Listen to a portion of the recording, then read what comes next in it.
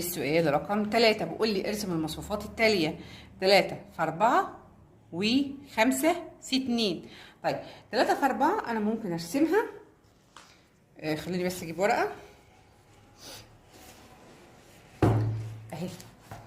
هرسم مربع كبير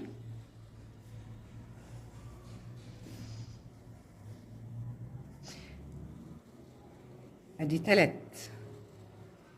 وأرسم 3 أعمدة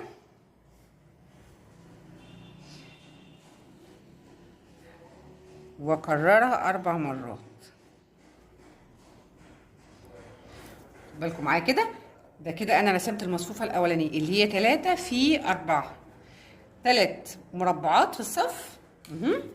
1 2 3 متكررة 4 مرات. أدا 1 2 3 4. دي المصفوفة الأولانية.